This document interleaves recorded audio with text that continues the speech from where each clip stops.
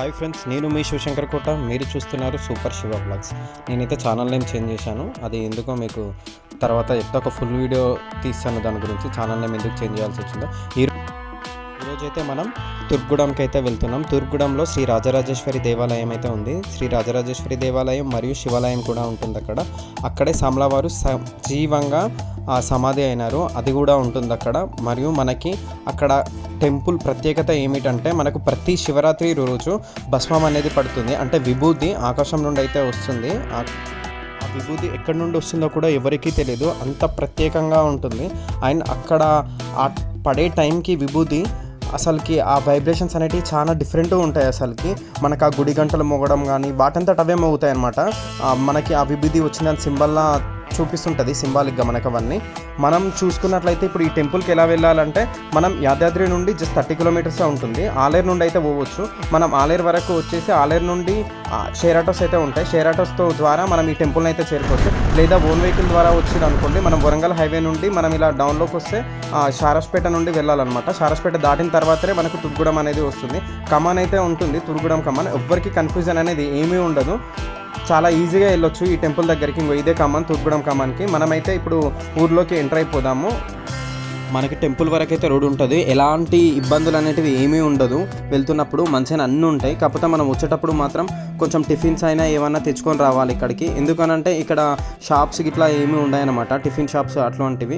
మెల్స్ కూడా ఉండదు, మనకి పల్లెటూరు కదా, ఇక్కడ ఏం దొరకదు అనమాట. ఇంకో మనమైతే మొత్తానికి తుర్గూడెంకి వచ్చేసాం. ఇంకో ఇలా స్ట్రైట్గా వెళ్తాం అనుకోండి, ఇదే అనమాట టెంపుల్. చాలా పురాతనమైన టెంపుల్ అని చెప్పొచ్చు ఇది. హాయ్ ఫ్రెండ్స్, నేను మీ శివశంకర్ కోట. మీరు చూస్తున్నారు సూపర్ శివ బ్లాగ్స్. నేను ఛానల్ నేమ్ అయితే చేంజ్ చేశాను, దాని గురించి అయితే సపరేట్గా ఒక వీడియో తీస్తాను. ఈరోజైతే మనం తుర్గూడెంలో ఉన్న శ్రీ రాజరాజేశ్వరి టెంపుల్కి అయితే వచ్చినాము. ఈ టెంపుల్ అనేది చాలా ఫేమస్ ఇక్కడ. ఈ టెంపుల్ని అయితే కట్టింది, ఈ గుడిని ఈ స్వామీజీ కట్టినారు. ఒక 200 సంవత్సరాల క్రితం అయితే కట్టేసినారు ఈ టెంపుల్ని. స్వామీజీ ఇక్కడే ఈ గుడిలోనే సజీవంగా సమాధి అయినారనమాట. ఇదే తన సమాధి. చూడండి మీరు ఇక్కడ సైడు మనం చూసుకున్నట్టే చూడొచ్చు అది సమాధిని కూడా. ఇందులో లోపలనే చాలా అంటే చాలా కోరుకున్నది ప్రతిదీ కూడా నెరవేది. మనమైతే ఇప్పుడు పైకి వెళ్ళి స్వామీజీని దర్శించుకుందాం.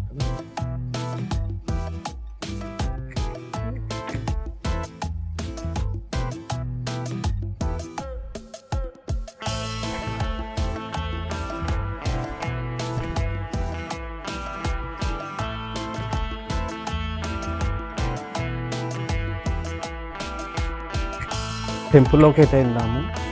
స్వామీజీ వాళ్ళ భార్య అయితే చనిపోయారు. ఆ తర్వాత నుండి ఈ టెంపుల్ అనేది వాళ్ళ పిల్లలు అయితే చూసుకుంటున్నారు. ఆ ప్రతి శివరాత్రి రోజున అయితే ఘనంగా ఇక్కడ పూజలు అనేటివి నిర్వహిస్తారు. ప్రజెంట్ అయితే ఇప్పుడు కొంచెం ఇలా ఉంది, కానీ శివరాత్రి రోజు అయితే చాలా అంటే చాలా బాగా చేస్తారు పూజలు అయితే. మేము కూడా ఎవ్రీ ఇయర్ శివరాత్రికి ఇక్కడికి వచ్చి అయితే మేము పూజలు అనేటివి నిర్వహించుకుంటాము. ఇక్కడ శివాలయంలో రాజరాజేశ్వరి అమ్మవారు ఉంటారు, ఇక్కడ శివుడు కూడా ఉంటారు. చాలా అంటే చాలా ఫేమస్. ఇక్కడ ప్రతి శివరాత్రి రోజున కూడా మనకు కైలాసం నుండి భస్మం అనేది వస్తుంది. ఇది చాలా అంటే చాలా ఫేమస్. ఇక్కడ అసలు మనకు ఎవ్వరికి కూడా తెలియదు, ఈ మన ప్రపంచంలోనే ఎక్కడ కూడా ఆ విభూతి అనేది ఆకాశం నుండి రాగా చూడము మనము. ఇక్కడ ఈ టెంపుల్లోనైతే వస్తుంది, అది మనకు క్లియర్గా చూపిస్తారు కూడా ఎలా పడుతుందో అని చెప్పేసి కూడా. రండి ఇప్పుడైతే మనం టెంపుల్లోకి వెళ్ళి దర్శించుకుందాం.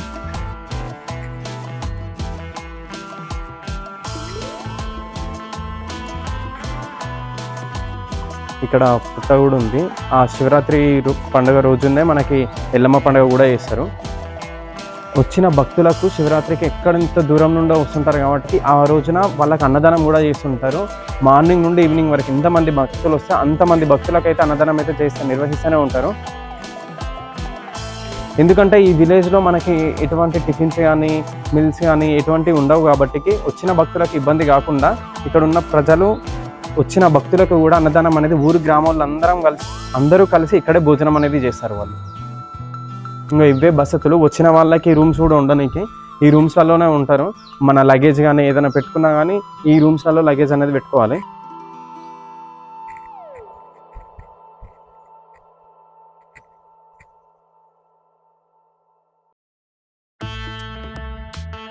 ఇది చేదబావి, చేదనైతే లేదు ఇప్పుడు, దీంట్లో మోటార్ వేసారు. మనం అక్కడ ట్యాంక్లో వాటర్ ఉన్నాయి, కాళ్ళు అయితే కడుక్కొని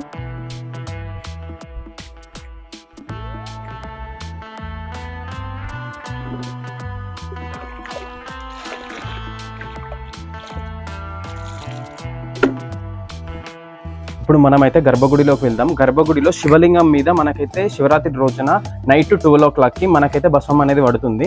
అది ఎక్కడ పడుతుందో, ఏ ప్లేస్లో పడుతుందో నేనైతే చూపిస్తాను, పదండి.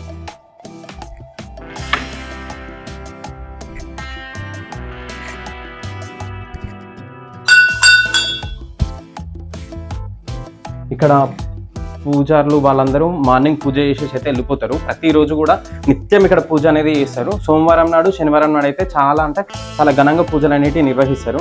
మనకు శివరాత్రి రోజునే ఇక్కడ పెద్ద వేడుకలాగా జరుగుతుంది అనమాట. స్వామివారికి బ్రహ్మోత్సవాలను కూడా చెప్పుకోవచ్చు మనము. ఆ రోజున అన్ని కళ్యాణం కూడా చేస్తారు.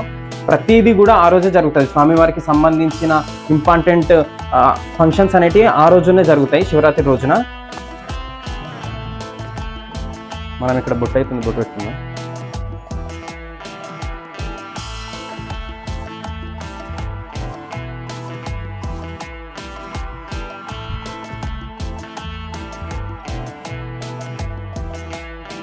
ఇప్పుడైతే మనం గర్భగుడిలోకి వెళ్దాం. ఇక్కడ ఎవరూ లేరు కాబట్టి మనమే వెళ్ళి దర్శనం అనేది చేసుకోవచ్చు.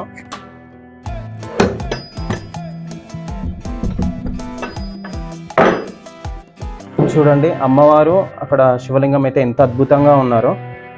మనకు శ్రీ రాజరాజేశ్వరి అమ్మవారు. మనమైతే ఇప్పుడు లోపలికి వెళ్ళి దర్శనం అయితే చేసుకుందాం రండి.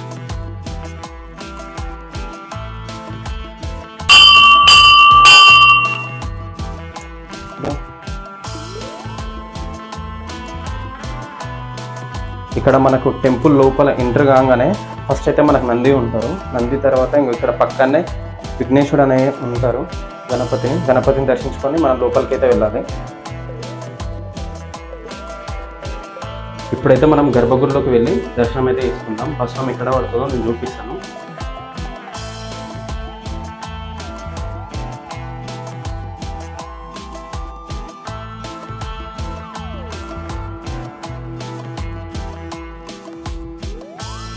ఇక్కడే మనకి శివరాత్రి రోజునైతే భస్మం పడుతుంది పైనుండి. ఇక్కడ చూసారు కదా, ఎటువంటి స్కామ్ అనేది ఉండదు మనకి. చూడుర్రి, పక్క కైలాసం నుండే పడుతుంది. అప్పుడు భస్మం పడే టైంకి కూడా మనకి గుళ్ళో ఉన్న ప్రతి గంట కూడా తానంట అవే మోగుతాయి అన్నమాట. మనం చూడొచ్చు, నైట్ 12 o'clock అనేది మనకు భస్మం వస్తుందని తెలుస్తుంది. తెలిసే టైంకి మనకైతే గంటలు అనేవి ఆటోమేటిక్గా మోగుతాయి. అప్పుడైతే మనం వచ్చి డోర్ తీసుకొని చూస్తే మాత్రం ఖచ్చితంగా భస్మం అనేది ఇక్కడ మొత్తం పడి ఉంటుంది. భస్మంతో పాటు మనకు రుద్రాక్షలు పడతాయి, పండ్లు కూడా పడుతుంటాయి, ఆ ఫ్రూట్స్ అనేవి అన్నీ పడుతుంటాయి మనకి. మనం చూసుకోవచ్చు.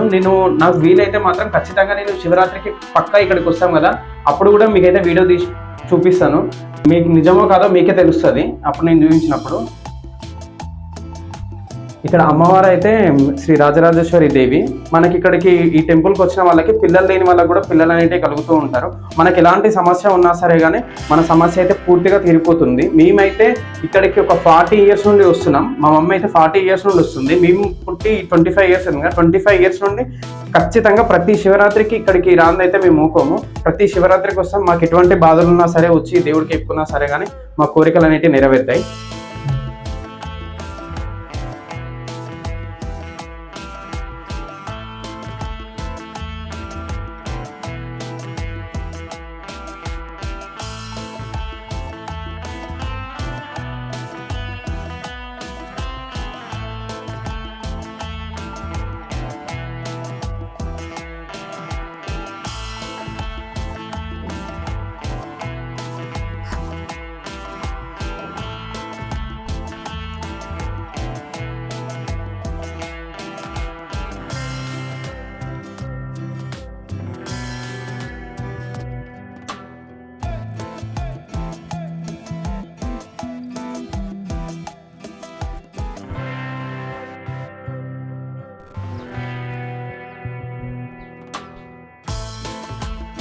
ఇది మంచిది ప్రాపర్గా.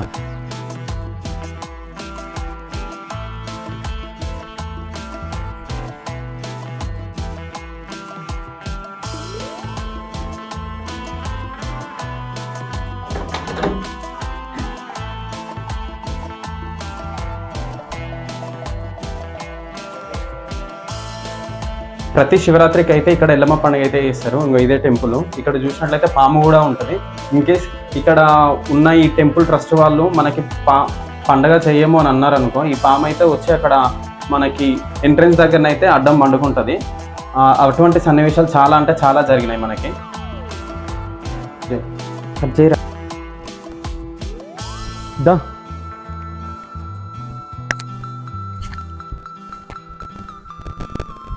మనం చూసుకున్నట్లయితే ఎంట్రన్స్లోనే మనకి ఆంజనేయ స్వామి అయితే ఉంటారు. ఆ టెంపుల్కి కొంచెం ముందే ఉంటుంది. మనం ఆంజనేయ స్వామిని కూడా వెళ్ళి దర్శనం అయితే చేసుకోవచ్చు.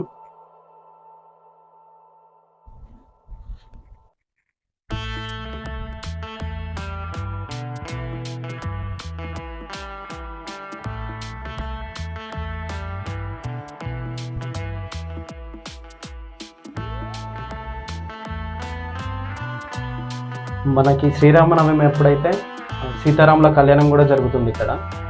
ప్రతి విశిష్టమైన మన పండుగలలో పర్వదినాలలో ఇక్కడ ప్రత్యేక పూజలు అనేటివి నిర్వహిస్తూ ఉంటారు.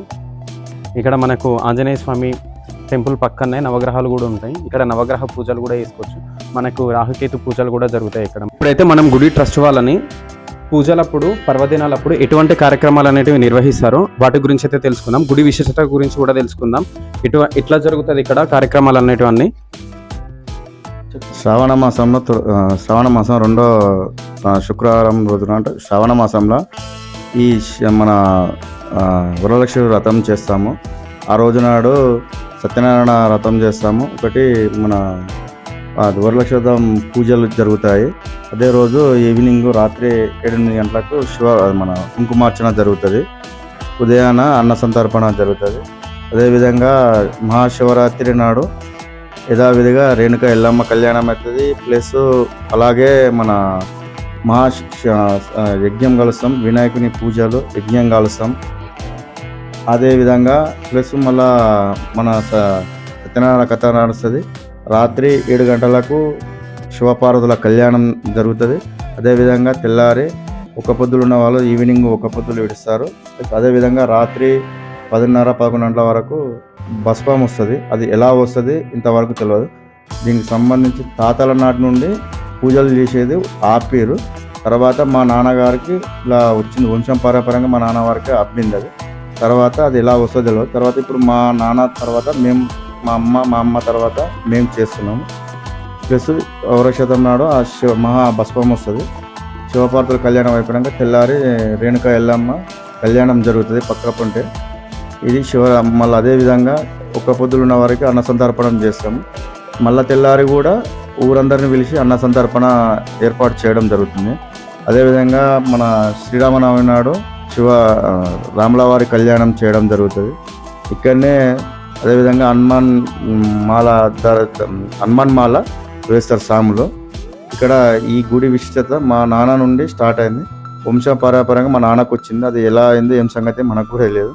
మా నాన్న తర్వాత మా నాన్న కూడా ఇక్కడనే మన సమాధి అయ్యిండు. ఇది మా రాజరాజేశ్వరి టెంపుల్. దానికి సంబంధించింది నాకు తెలిసిన వరకే చెప్తున్నాం. ఇప్పుడు మనకైతే భస్వం పడుతుంది కదా, భస్వం అయితే మనము వచ్చిన భక్తులకైతే అందిస్తారు కదా. అందిస్తాం. అది ఎలా వస్తుందో తెలియదు. కాకపోతే అమ్మవారి ముంగట భస్మం అనేది పడుతుంది. దాన్ని మా నాన్న ఉన్నప్పటి నుండి దాన్ని ఏదైనా ఆరోగ్యం బాగాలేకున్నా, ఏదైనా హెల్త్ సమస్యలు వచ్చినా, దాన్ని ఏదైనా పిల్లలు భయపడినా, ఏదైనా ఉన్నా కానీ చెడు దోషం ఉన్నా కానీ దాన్ని నుదుట ధరించి పడుకుంటారు. ఎక్కడికైనా వెళ్ళేటప్పుడు దాన్ని ధరించి అనుకున్న కార్యక్రమాలు విజయవంతం జరుగుతున్నాయని వారి నమ్మకము. మా నాన్న ఉన్నప్పటి నుండి అలానే పడుతుంది. అలానే మేము కూడా అలాగే కంటిన్యూ చేస్తున్నాం. ఇక్కడికి వచ్చే భక్తులకైతే ప్రగాఢ నమ్మకం ఉంటుంది ఆ విభూతి మీద. ప్రతి ఒక్కరి భక్తులకు కూడా శివరాత్రి తెల్లారైతే మనకి ఆ విభూతిని అయితే ప్రతి ఒక్క భక్తుడికి కూడా ఇస్తారు. వాళ్ళ దగ్గర నేను ఉంచుకోరు. మనకి విభూతితో పాటు మనకి రుద్రాక్షలు కూడా పడతాయి, పండ్లు కూడా పడుతుంటాయి. వాటన్నిటిని కూడా పంచిపెడతారు. మీరు కూడా రండి ప్రతి శివరాత్రికి ఇక్కడికి. కాకుండా మనకి మిగిలిన రోజులన్నా ఇటువంటి కార్యక్రమాలు అయితే నిర్వహిస్తుంటారా మీరు? శుక్రవారం, సోమవారం ఉదయం 9 గంటల నుంచి 12 గంటల మధ్యాహ్న అభిషేకాలు జరుగుతాయి. ఎవరైనా ఇష్టమున్న భక్తులు వారి నమ్మకాలతోటి వచ్చి అభిషేకాలు ఇట్లా చేసుకుంటారు. మీకు కూడా వచ్చి చేసుకోండి. ఇక్కడ మనకి భక్తులకు కోరిన కోరికలు తీరిన తర్వాత అమ్మవారికి అయితే వచ్చి ఒడిబియ్యం అయితే సమర్పిస్తుంటారు. రాజరాజేశ్వరి అమ్మవారి టెంపుల్ పక్కనే మనకైతే వెంకటేశ్వర స్వామి టెంపుల్ ఉంటుంది. ఈ టెంపుల్ ప్రత్యేకత ఏమిటంటే ఇక్కడ ఒక రాతి మీద వెంకటేశ్వర స్వామి వెలిసిండు. మనం చూడొచ్చు, ఈడ కళ్ళకు కట్టినట్టుగా కనిపిస్తుంది. చాలామంది అయితే వీడియోస్ చూస్తారు కానీ సబ్స్క్రైబ్ చేసుకోవట్లేదు, లైక్ కొట్టట్లేదు. Please like, share, subscribe and comment, press the bell icon.